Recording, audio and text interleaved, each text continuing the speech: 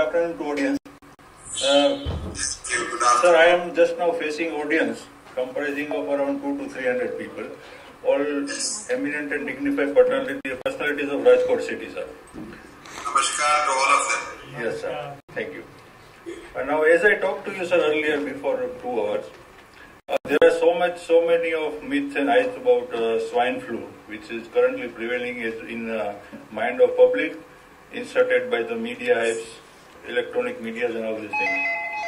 Just to make a brief introduction to what swine flu is, sir, can you elaborate a little? What exactly the swine flu is? And how it is different from normal flu which we understand? Hype about swine flu. Yeah. It is a flu season now. In winter, everybody has, there's a flu season going on all over the world in winter. And people get winter flu, and few of them die if they have got some other complications like heart disease, immune depression, old age, young age, etc., etc. So there's nothing new. But I think a couple of years ago, the drug companies tried to pull a, quick one at all of us, and they created a hype called H1N1, swine flu, etc., new names they gave, and got the WHO to declare it as a pandemic, which was later on found to be wrong. And then they were able to sell their drug for swine flu. The drug is created by the company, the test is created by the company, and none of them had any independent authentication. No human studies on flu were done with the drug. Now again, this season when the flu came, they started the trick again saying there is a swine flu. So my message to the people is, flu is flu, and flu can kill also. There is nothing new about it. It's been going on for donkey's years, and every 10 years there will be an epidemic, and there is sometimes a pandemic. 1918, for example, there was a pandemic, and 1957 there was a pandemic. So that this is a known thing, nothing new about it. So to frighten us, they have created a new disease. This is a usual thing called disease mongering. We create a new hype and then make people get frightened. When you are frightened, your immune system gets depressed, so you are more likely to get a flu. So they get more patients because it's just disease mongering. They want more patients. They want to sell their drug and they want to make money. And this is as simple as that. It's money-making gimmick that the drug companies are putting forward. And this is a season of the flu, so people should not get worried, but usual care you should take. A, you must boost your immune system by the natural methods. Good food, not overeating, and preferably vegetables and plenty of fruits. Small frequent feeds, preferably 6 times a day, 8:30 in the morning, 10:30 something, 12:30 lunch, 3:30 something, 6:30 dinner, and 9:30 some fruit. And then have enough, at least 6 to 8 hours sleep every day. Walk, which will boost your immune system for at least 30 to 60 minutes daily. Drink plenty of water because dryness of the mucous membrane attracts the virus. And dryness of the mucous membrane occurs in winter. So drink enough water so that you pass clear, colorless urine. And then of course, don't get frightened and be bold. Your immune system probably is at its best. And certain foods that probably also help the immune system to be in their best is ginger, garlic, onion, etc. And they are good antiviral drugs as well. So these are all, and turmeric. Turmeric is a good immune booster. So all these could be used in food, and that is exactly what one should do. Don't get frightened of swine flu, and don't get unnecessarily tests done because these tests specificity and sensitivity is less than 50%, which means positive doesn't mean anything. Negative also doesn't rule out the disease. So why unnecessarily do that? To get frightened. And if you are obsessed with the thing and you want to get the medicine, then of course go to the hospital and take it. But otherwise, I think most of us will do well without any further fuss about the flu and treat it as any flu. Now the other things you have to do is, during the flu season, in the winter, don't frequent crowded places. Don't get into buses and hands before you touch your mouth, nose and eyes without washing hands, and don't handshake unnecessarily. Our time-honored namaste is much better because you keep your infection to yourself. If you got to cough, you just cough onto your axilla like that, so that you don't spread the virus anywhere. It remains there and dies after 6 hours. Be very careful in handling common things which others handle, like doorknobs, mobile phones, landline receivers, etc., etc. So if you do that, wash your hands so that you are safe and nothing to worry about it. Good exercise, happy mind. Happy mind comes by giving happiness to others. Remember that. You can be happy by making others happy. So do a turn for others so that you become happy. And when you are happy, your immune system is at its best. Don't hurt others, because hurting others will depress the immune system. Don't get frustrated. Don't get depressed. It will depress the immune system. So if you do all these things, I think you shouldn't worry about the swine flu. And all these methods are just to keep yourself away from diseases. That doesn't mean you will, by doing these things, you will be here for 100 years or 1,000 years. No. Don't try to be here forever. You will not succeed. So try to follow nature and follow all these above principles, and don't get frightened about swine flu. Okay, sir. In order to make the things easily comprehensible, we had made certain questions in chronology. You have given answers to almost half of the questions. But at the cost of repetition, if I may say, that as I ask you what is the difference between swine flu and rest of the flus, that you elaborately stated, sir. Now coming to the next question, you may have to repeat the answer, sir, but kindly bear with us so that it becomes easily comprehensible. Okay, sir, the next question is how it is different from rest of the flus and how it is generated. Why it generates only in the winter season, or why it generates in a particular area? Does it happen in particular area? It is not different from any other flu. It is one of the flus, that's all. Flu every season has a new virus because the virus mutates. It's not the same flu virus that is there for donkey's years. If you have a virus today and make a vaccine, in another 2 months' time, the virus mutates and the vaccine will not be useful. So there is nothing new about swine flu except the media hype. Okay, sir. Now twin questions in one. How far it is safe to treat the flu, and how far the drug can cause adverse effect on the body of the patient? I may come to the Tamiflu later on, but so far as the two questions are concerned, it may be a little comprehensible.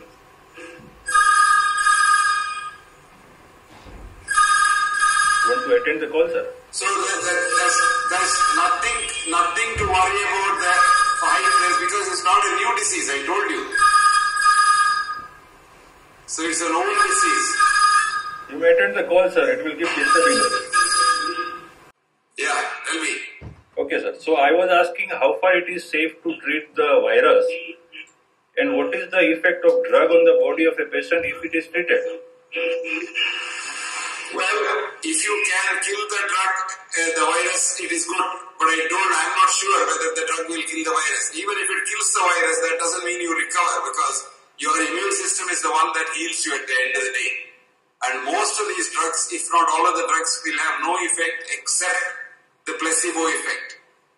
And if you think you have taken a drug, you probably get better. If you think you have not taken the drug, you will not get better. So it's all psychological.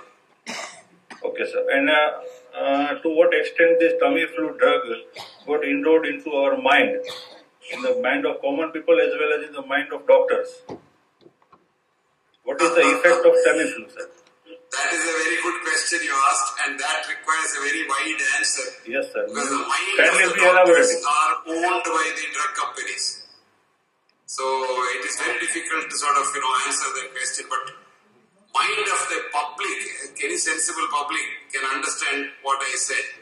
And I didn't say that, this is not a serious disease. I said it's a flu. You have to take it in its face value and give it its respect like any other disease. And any adverse effect of Tamiflu on rest of the body, sir? Or either on the body or in the psychology of a person? No, every drug from aspirin to statins has adverse effect. If it doesn't have adverse effect, it doesn't have any good effect. So this is not an exception. It has effect on your body and your mind as well.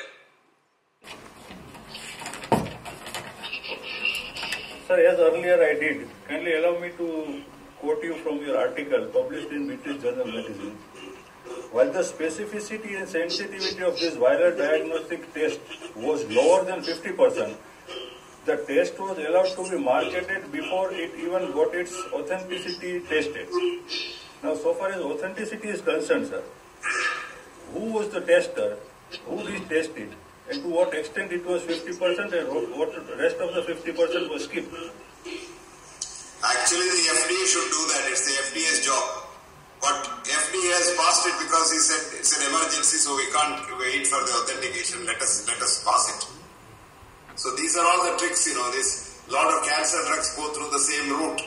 They say, oh, cancer is a serious disease, we can't wait to test it, so let us pass it.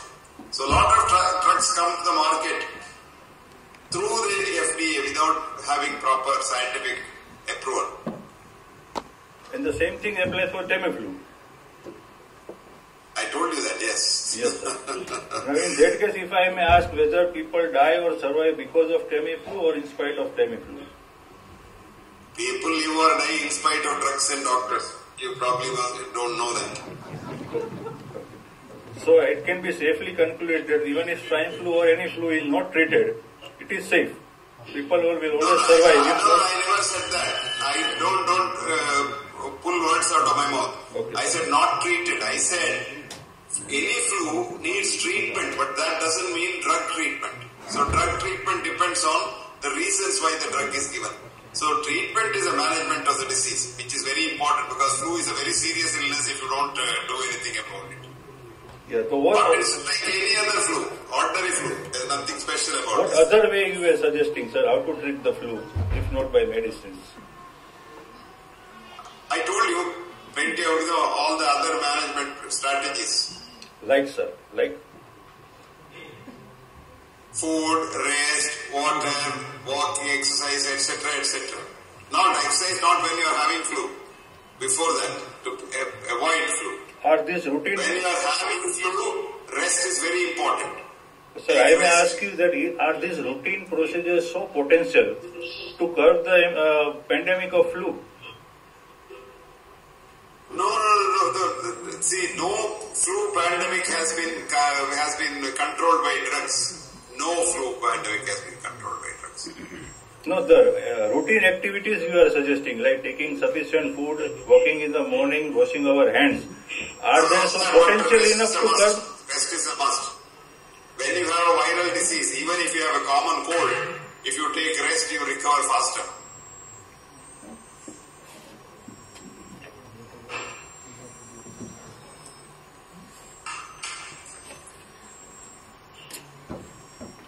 Flu is okay, sir. Influenza virus is okay. But what about fever-reducing medicines? How far they are safe or how far? Fever-reducing medicines. The medicines which deal with fever. In any case... Now see, even medicine for fever is not good for treating flu. Well, flu, the temperature has to go up in any viral disease for the virus to be killed by the body's immune system. If you unnecessarily lower the temperature with the temperature lowering drugs, the immune system suffers in the bargain. So don't lower the fever with the drugs. Supposing the temperature is very high, you can lower it with tepid spawning. But not by giving drugs like paracetamol, etc. So that's not a good scientific method of treating fever. So can you repeat this and be fever more elaborative? Fever is beneficial to the body. So please, can you repeat and be more elaborative? It's vital thing to understand. Fever. Yes. Forget about the swine flu now. Don't get obsessed with swine flu. I am now talking of any fever. Any fever. Fair enough. Is good for the system because the body wants the temperature to be high. When an infection is there, to kill the germ. So if you lower the temperature, the germ gets the upper hand and body's immune system gets the lower hand. So the immune system suffers and the germ wins. So you don't want the germ to win, right? So don't lower the temperature unnecessarily. The temperature will come down and once the infection, the fight is less. Under that situation, sir, if somebody takes the medicines, does it have any impact on the immune system of the person? That's exactly what I said. If you unnecessarily lower the temperature, the immune system gets in lower hand. The germ gets the upper hand. So the fight between the germ and the immune system is won by the germ. Is inversely proportional. Universally correct. Now, sir, one more sentence from your article.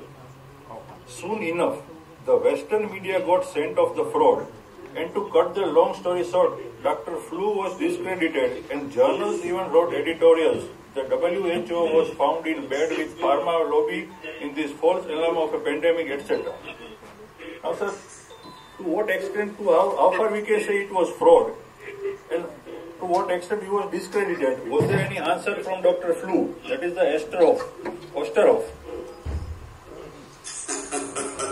These are questions which, only moralists can answer because the world is like that. The world is out to make money. And how to make money, they know various methods of making money. One of the things is create a hype of disease, sell a drug, make money. So I can't tell you how to stop that. But I can tell you this much, that the swine flu is not a new disease which has come to kill people. Swine flu is a flu which comes during winter season. And if you take care, it will not attack you. Okay, sir. There is so much of literacy rate in Western and European countries. In view of these contradictions which you are saying, sir, that how flu is not required to be treated, how drugs are not required for treating the flu, how it skipped the notice of everybody, every doctor in Western countries, and nobody realized that this is a fraud being perpetrated upon people. The Food and Drug Administration of US is so vigilant about the health of people of America, and still it did not come to their notice. You are mistaken in your assumptions. So many assumptions you have made are not true. Yes, sir. The FDA is not for the people. FDA is for the industry. There is nothing which is for the people in any country. Let me tell you that. The FDA is funded by the industry.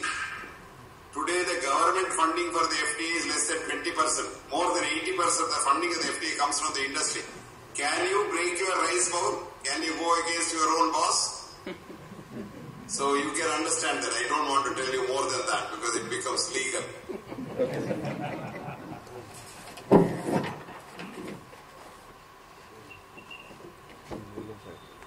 Now, sir, you also said that thus they managed to sell a dangerous chemical to helpless patients who had the innocent seasonal flu. Now, how far this seasonal flu is innocent? To what extent? It may not be fatal to a person, but to say that it is innocent, how far it is true, sir? See, these are all innocent diseases because it's a routine thing. You have forgotten when you were young you had flu and everybody had flu. Some people died with the flu. This is a story from 1918 down to today. So there is nothing new about these things. But when you frighten people during an epidemic, you get more people getting involved with the disease. And the disease comes to more people in the frightened. So fear is the biggest killer. So don't get frightened. Give people moral courage and do what you want to do. Like, keep the place clean, ask people to be clean, ask people not to mix together during the season, etc., etc. But don't frighten them saying that this is a new flu which will kill you, etc. That's the mistake we do. Alright, sir. These are the common questions which are hammering the mind of people. Now after having heard your explanation, sir, there are many questions coming from audience. I may take a little time in asking a question. Please bear with us. Now the first question coming from audience, sir, is what role the fear can play in the mind of people regarding flu? How far the fear can influence the person when he gets it? Fear can kill. Fear can depress your immune system. Fear can invite illnesses. So, should not frighten a patient. Give him courage, and that itself will lower the incidence of the disease.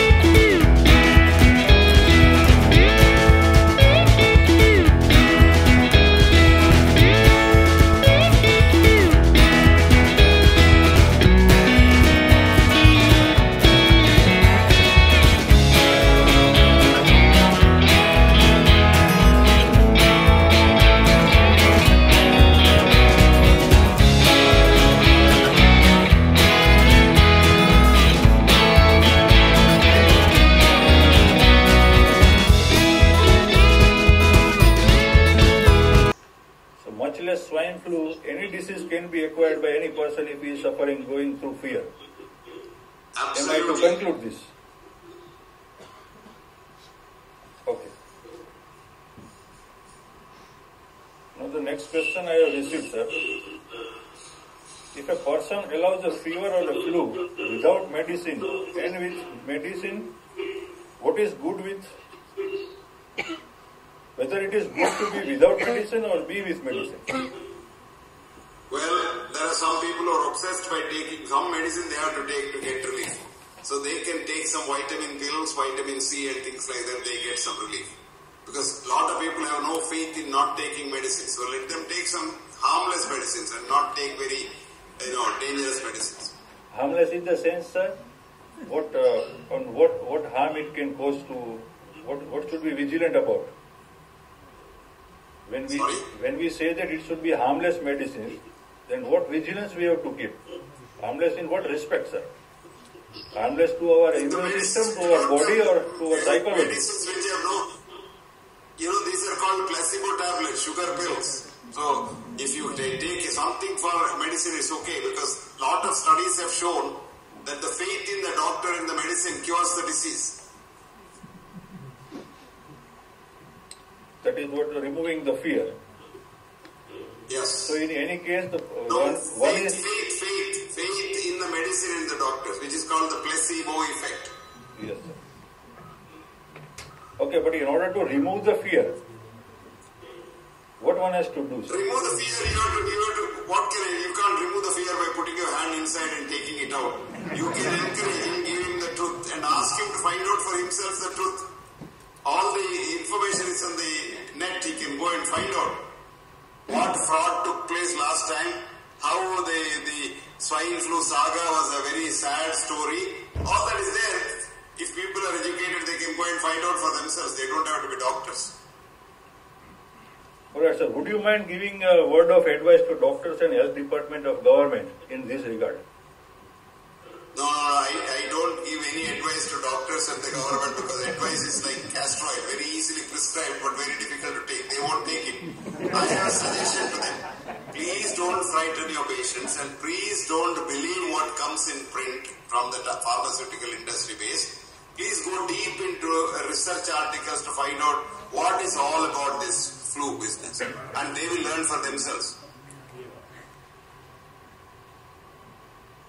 So can you tell us what was the story about Tamiflu? What was the story about Tamiflu? Tamiflu, yes, sir. How it came into the market? What was the reason for bringing it into the market?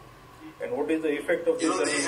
They had a stock of Tamiflu which had some antiviral properties, and this was a golden opportunity for them to sell it. So they created a new myth and a scare about the swine flu. Before that they had the SARS. All these are myths created each time. So they create a new virus and then frighten people. That's how it came to market. And they cleared a lot of their stock last time by declaring through the WHO as a pandemic. All governments had to buy a lot of stocks. Billions of dollars worth of Tamiflu are in the government storerooms.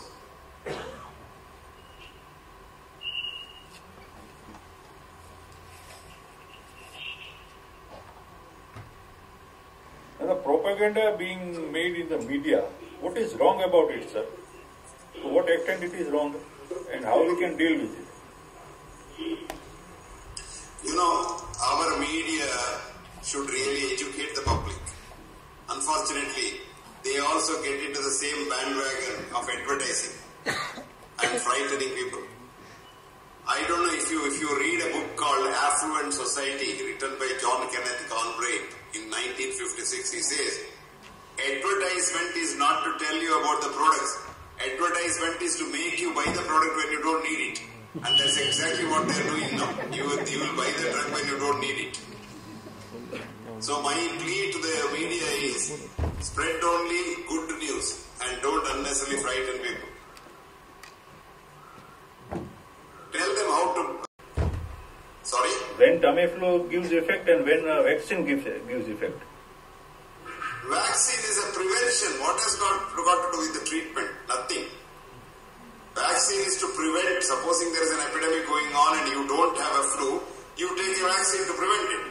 But you take Tamiflu when after you get the flu. Now, is it safe to take vaccine, sir? I don't ask me that question. In my opinion, it is not safe, but I won't tell you that. Because the government wants you to take the vaccine. But the scientific studies have shown flu vaccine is not effective. There is a scientific study.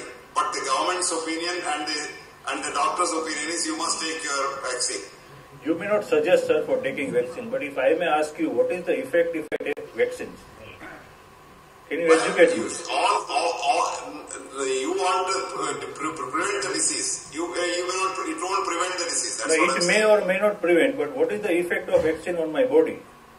That's side effect. That's a question we should not go in here because it's a very big science. What is happening to vaccine? Because it's the biggest science which is misinterpreted and misunderstood. Let's not go into that because that's not our concern today. You are only concerned about swine flu. My answer to your question is vaccine may not prevent swine flu. That's all.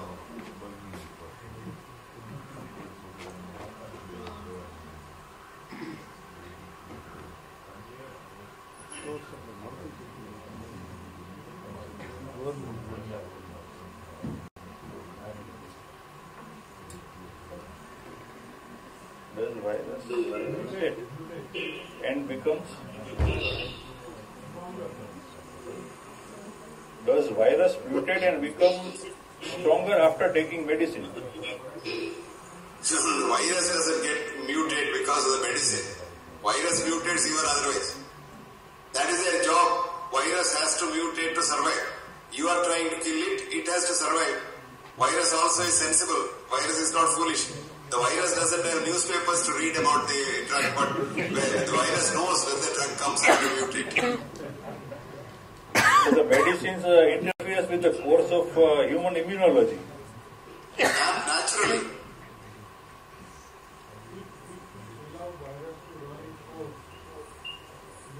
Most diseases almost disappeared long before vaccines came.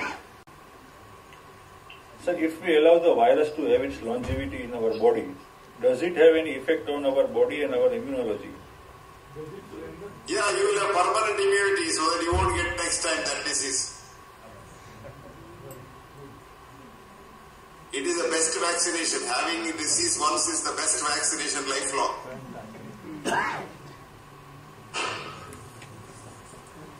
If you have chickenpox when you are young, you will not have chickenpox in lifetime after that. With chickenpox, vaccination cannot give that protection.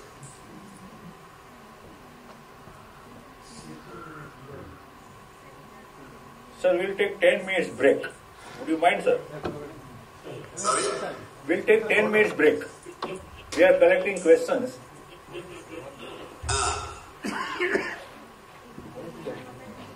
Sir, in the noon you might have seen the empty audience and the empty chairs. Now would you like to see the audience because they enjoyed you like anything? Why not? Yeah, they appreciate it. Yeah. Yes.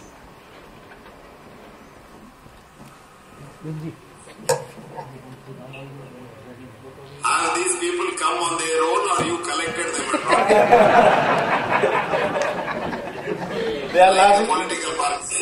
No, they are laughing like anything and enjoying. They all of them are with fear, and you are making them out of that. No, what happens is fear unites people like anything. Yeah. But if you have coaxed them to come against their wish, it is like a political rally. If they have come on their own, they probably will get some benefit out of their interaction here. I can see them all. Yeah, it's Hi, like, all of you. yeah. Kim Cho.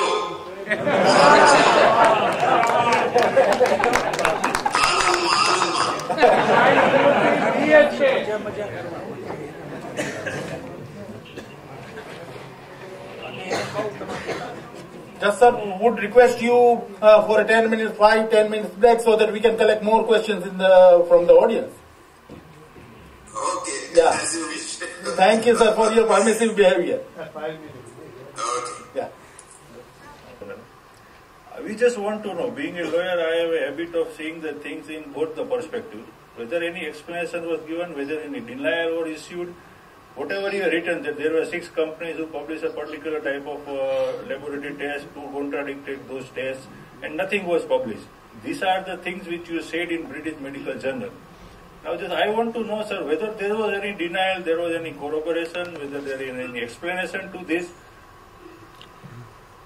No. Did anybody contradict your article, sir? Not that I know of. Not that you know of. Okay, so it makes your article very authentic, sir. And No, I don't know that. I don't want to claim that. But I wrote what I felt was right in my conscience. yes, the impression goes that it was correct. Once it goes uncorroborated, undenied, then the impression goes that this is right. The other interpretation could be nobody has read it also.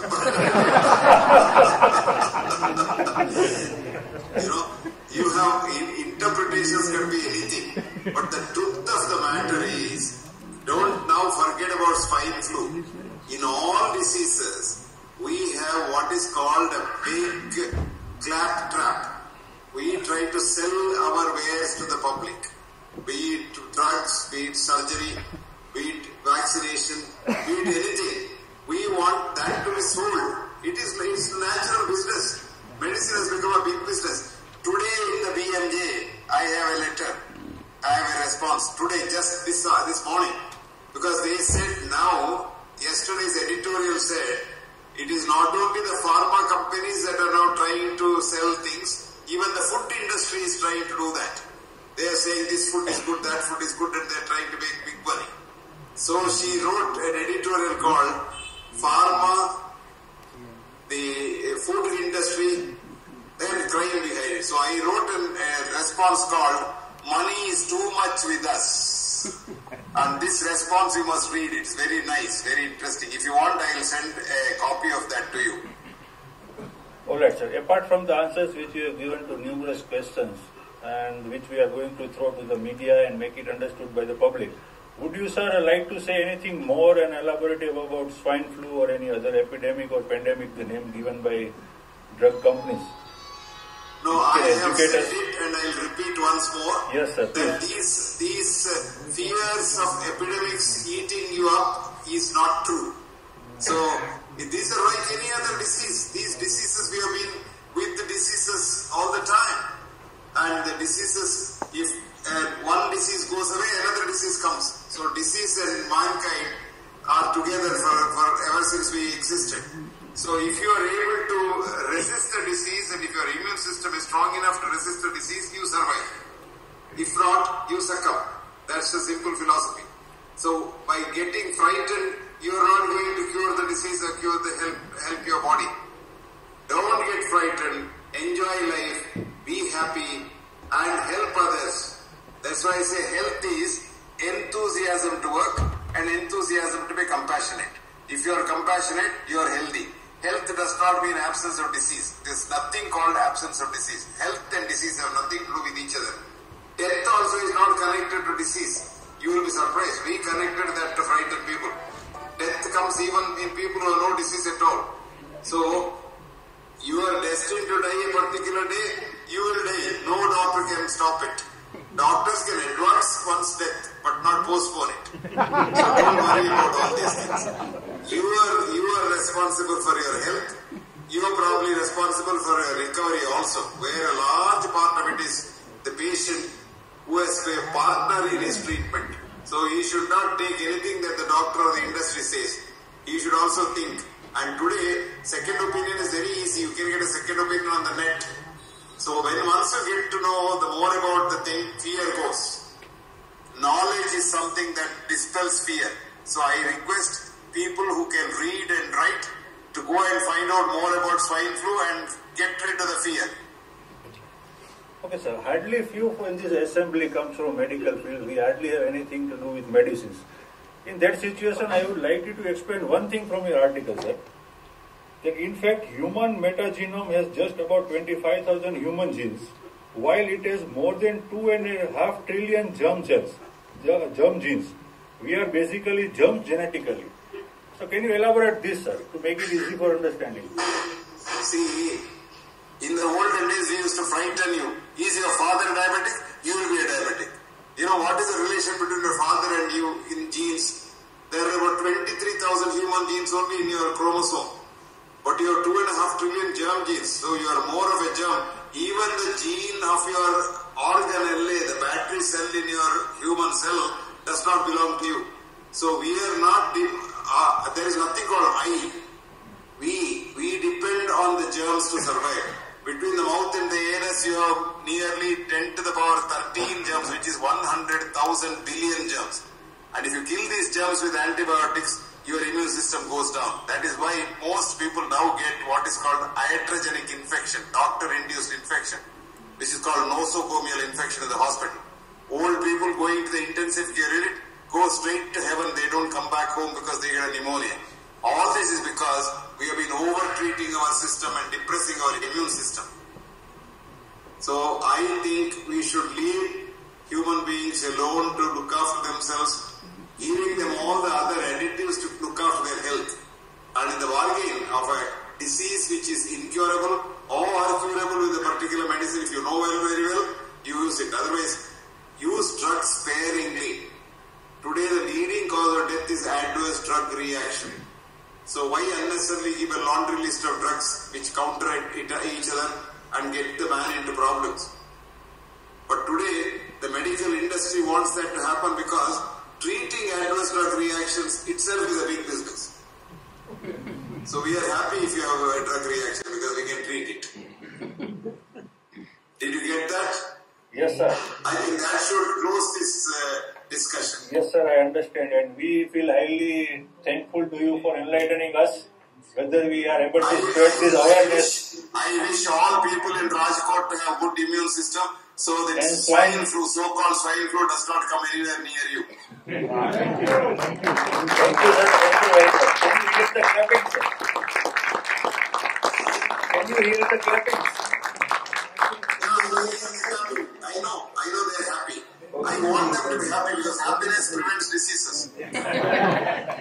Okay, sir. Thank you. Thank you. We are looking forward to see you in April. Sir, we are looking forward eagerly to see you in April. So am I. Okay. Thank you, sir. Thank you. Thank you, sir. Thank you.